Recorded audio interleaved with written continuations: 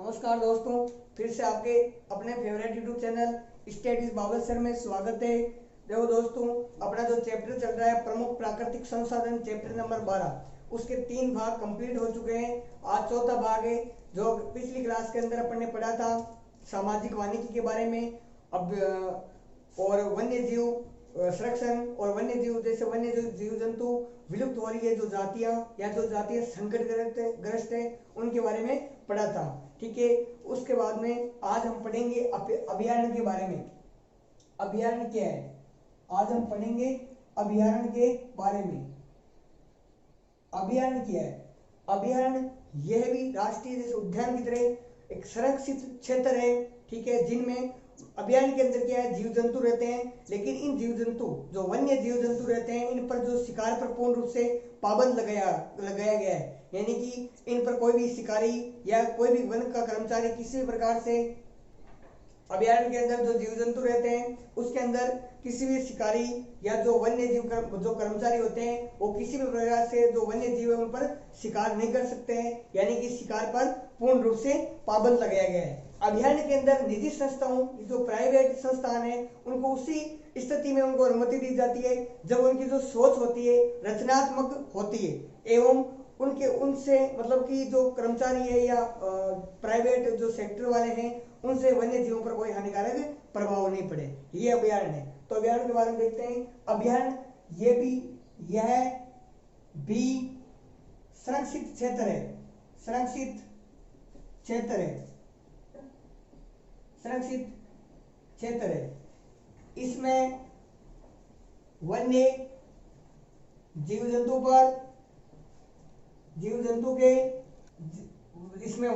जंतु के शिकार पर पूर्ण रूप से पाबंद लगाया गया है एवं निजी संस्थानों को उसी स्थिति में प्रवेश दिया जाता है। प्रवेश या अनुमति दी जाती है जब उनकी सोच या गतिविधि रचनात्मक हो एवं इनसे वन्य जीव जंतु पर किसी भी प्रकार का हानिकारक प्रभाव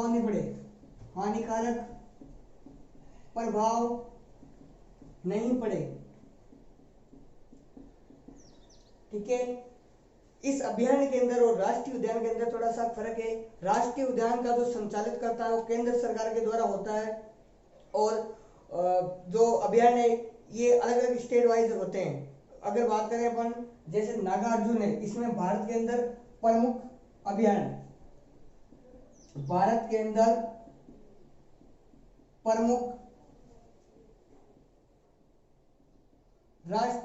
प्रमुख अभयारण्य निम्न है। इसके अंदर पहला है नागार्जुन। ये है अपने आंध्र प्रदेश के अंदर है। ठीक है, दूसरा है हजारीबाग प्राणी विहार। ये अपना बिहार के अंदर है।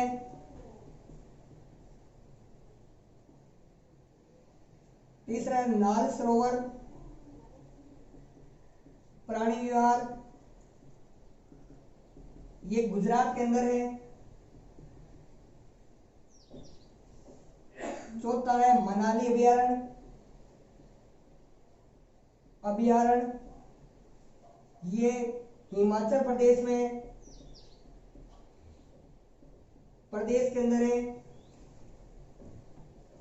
और एक है 5 नंबर केदारनाथ, केदारनाथ प्राणी विहार, ये उत्तरांचल के अंदर है, ये उत्तरांचल के अंदर है। ये भारत के अंदर प्रमुख अभयारण्य है। ठीक है, यहां तक आप वीडियो को पॉज करके एक बार नोट डाउन कीजिए। इसके बाद में अब अगले टॉपिक के बारे में बात करते हैं। इसके बाद अपना टॉपिक है जीवमंडल, नीचे या बायोस्फीयर रिजर्व है। सबसे पहले अपन बायोस्फीयर को समझते हैं कि बायोस्फीयर है क्या। बायोस्फीयर पृथ्वी या अन्य ग्रहों की सतह या वायुमंडल के क्षेत्रफल जहां पर जीवित जीव मौजूद होते हैं उसको अपन बायोस्फीयर रिजर्व कहते हैं। बायोस्फीयर रिजर्व एक्चुअली में है क्या? तो बायोस्फीयर रिजर्व वह प्राकृतिक क्षेत्र है जहां पर वैज्ञानिक अध्ययन के लिए शांत क्षेत्र घोषित किया हुआ है। मतलब कि अब तक 128 देशों में 669, मतलब कि 128 देश है, उसमें से 669 बायोस्फीयर रिजर्व की क्या हो चुकी है, स्थापना हो चुकी है। बायोस्फीयर रिजर्व की क्या होगी, स्थापना हो चुकी है। ठीक है, अपने जो भारत देश है उसके अंदर सबसे पहले 1986 के अंदर भारत के अंदर सबसे पहले बायोस्फीयर रिजर्व नीलगिरी में अस्तित्व में आया था। ये अपना बायोस्फीयर रिजर्व है।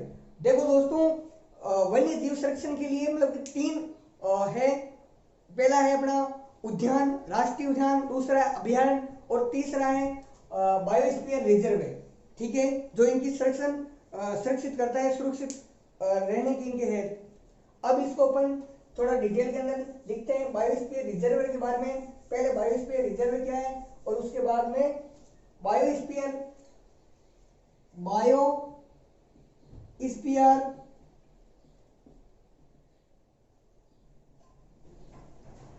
पृथ्वी या अन्य ग्रहों की सतह वह और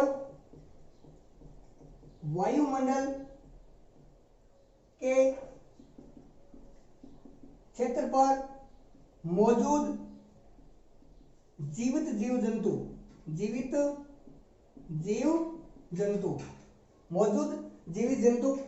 क्या है, बायोस्फीयर रिजर्व कहलाता है। ठीक है, अब देखते हैं, यह प्राकृतिक वह क्षेत्र है और वैज्ञानिक अध्ययन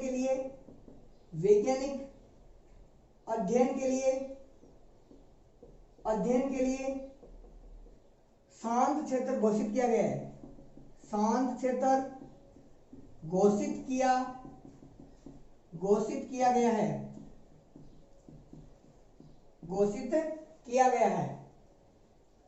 अब तक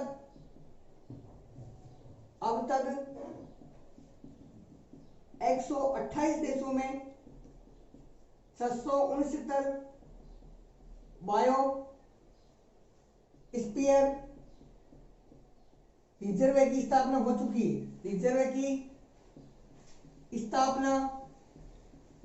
हो चुकी है।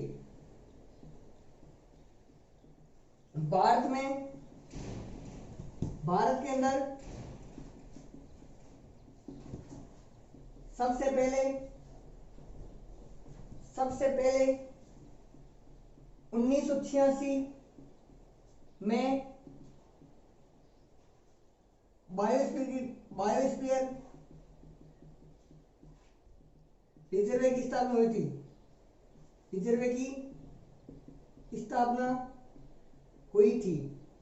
ठीक है, इसमें से ये जो यहाँ पर 128 देश है, 669 बायोस्फीयर है, यहाँ ये चेंजिंग हो सकता है, लेकिन जो इसकी इंपॉर्टेंट लाइन है ये है, भारत के अंदर सबसे पहले 1986 में बायोस्फीयर रिजर्व की स्थापना हुई थी। अब इसके बाद में अपन देखते हैं जैवमंडल और इसके प्रदेश। ठीक है,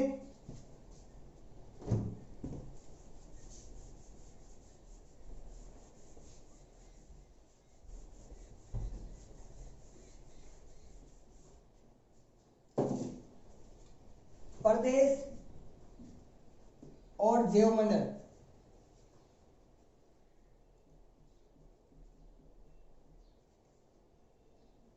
पहला अंडमान निकोबार द्वीप समूह है।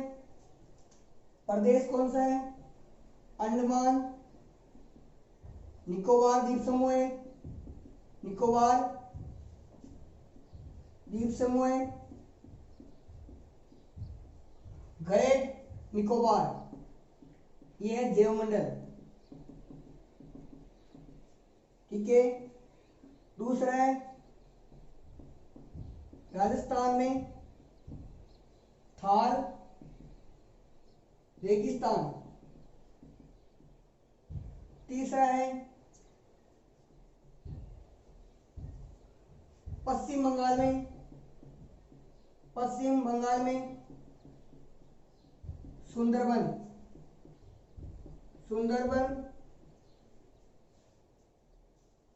चौथा है उत्तर प्रदेश में नंदा देवी, ये जैवमंडल है। और कर्नाटक केरल में नीलगिरी।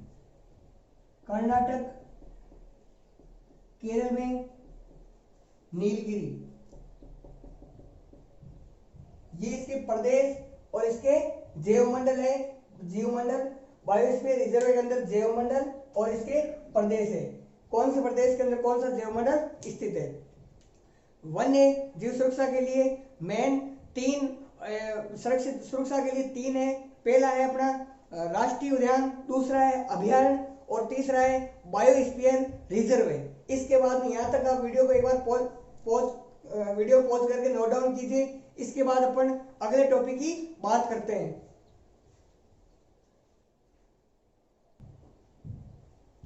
इसके बाद अपना टॉपिक है जल संरक्षण एवं प्रबंधन। जल ही क्या है? जीवन है। और अपनी जो पृथ्वी है, पृथ्वी के ऊपर क्या है? पृथ्वी 70% भाग से क्या है? 70% भाग से क्या है? जल से घिरी हुई है। जल से घिरी हुई है पृथ्वी। क्या है? 70% भाग से मतलब क्या है? जल से क्या हो रही है? घिरी हुई है। ठीक है। लेकिन जो मानव के जो पीने योग्य पानी है वो सिर्फ 2.5% ही है। बाकी 97.5% जो पानी है एलवनीय होने के कारण पीने योग्य नहीं है।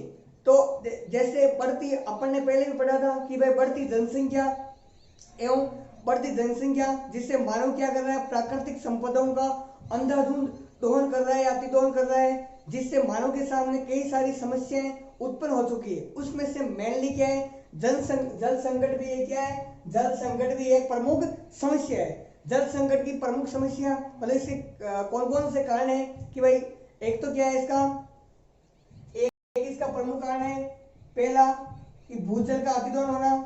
भूजल का अतिदोहन के कारण, भूजल के अतिदोहन का कारण। दूसरा कारण है कि मानसून की अनिश्चितता, मतलब कि मानसून समय पर नहीं होता है। तीसरा जल की आर्थिक मांग। ठीक है, ये इसकी समस्या है। इन समस्याओं के कारण मतलब जल जो अपने मानव की जो आवश्यकता है जल से पूरी नहीं हो पा रही है। तो इसको अपन डिटेल से लिखेंगे कि जल ही जीवन है। जल ही जीवन है। जल ही जीवन है। पृथ्वी 70% भाग, पृथ्वी के 70% भाग पर 70% भाग पर जल है। लेकिन मानव के पीने योग्य पानी की मात्रा 2.5% ही है और 97.5% पानी अनुपयोगी है। अनुपयोगी है। बढ़ती जनसंख्या के कारण प्राकृतिक संपदाओं का अतिदोहन होने के कारण अतिदोहन होने के कारण मानव की आवश्यकताएं बढ़ती गई है, जिसमें पानी का सबसे बड़ा संकट है। पानी का सबसे बड़ा संकट है। इसके मेनली कारण क्या क्या है? पहला है भूजल का अतिदोहन होना। पहला कारण है भूजल का अतिदोहन होना। मानसून की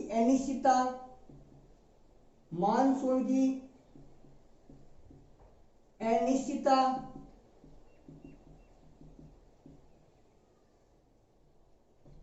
जल की आर्थिक मांग,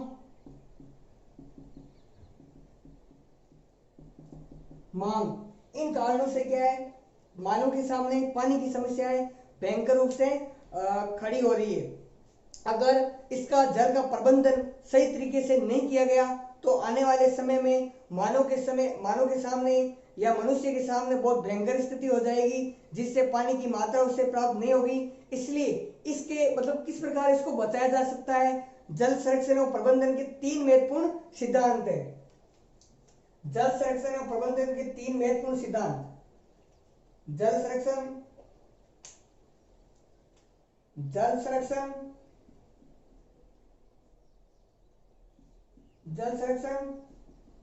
प्रबंधन के 3 महत्वपूर्ण सिद्धांत है। 3 महत्वपूर्ण सिद्धांत है।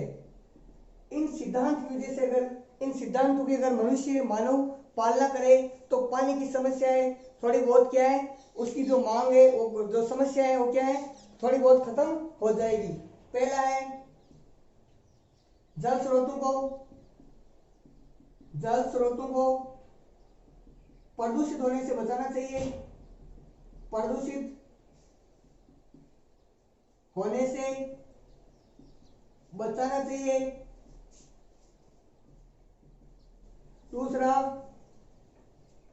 संदूषित का मतलब होता है दूषित जल को स्वच्छ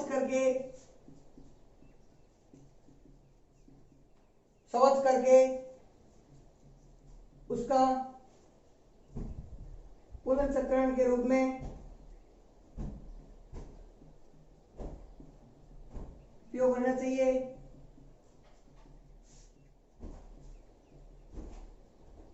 और तीसरा है जल की उपलब्धता को बनाए रखना चाहिए।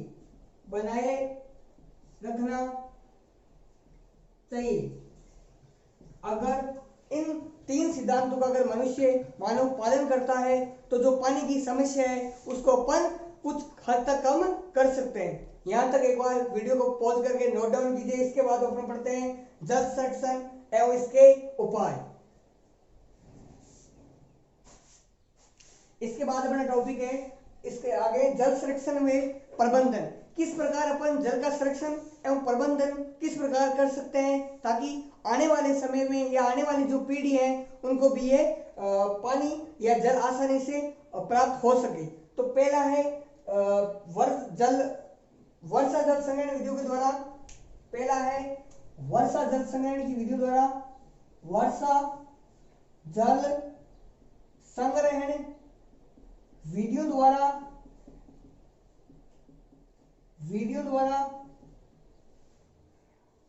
जल को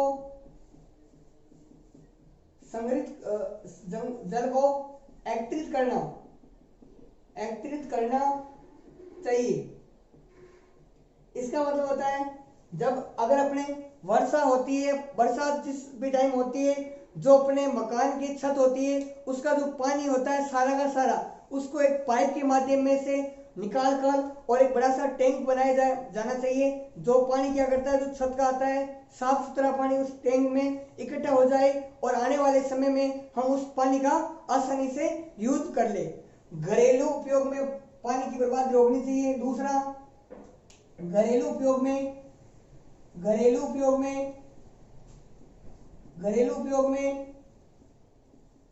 पानी की बर्बादी को रोकना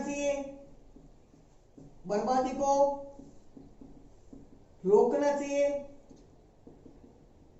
इसका मतलब है जितना पानी अपन यूज तो करना चाहिए लेकिन अपने को कम से कम करना चाहिए। यानी कि अपन जैसे कपड़े धो रहे हैं तो उस पानी को वेस्टेज नहीं करना चाहिए, उस पानी को एक गड्ढे में एकत्रित कर लेना चाहिए, जिससे क्या है वो पानी जमीन के अंदर वापस सोच जाए। तीसरा है भूजल का अतिदोहन नहीं करना चाहिए, भूजल का अतिदोहन नहीं करना चाहिए, भूजल का अतिदोहन नहीं करना चाहिए।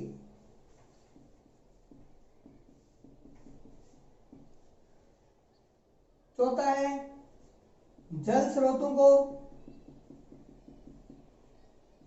प्रदूषित होने से बचाना चाहिए, प्रदूषित होने से बचाना चाहिए। यानी कि जो भी बड़े बड़े जो अपने जल स्रोत है जैसे नदी है, नाले, तालाब है, उनके अंदर खासकर जो फैक्ट्रियां होती है वो उनके पास स्थापित नहीं की जानी चाहिए। फैक्ट्रियों से जो गंदा धुआं वगैरह होता है या जो अपशिष्ट पदार्थ होते हैं उनसे क्या है जो जल स्रोत क्या होते हैं प्रदूषित हो जाते हैं। इसलिए अपने को फैक्ट्रियों को वनों से और जल स्रोतों से क्या करना चाहिए, दूर लगाना चाहिए। और जो पांचवा है सिंचाई,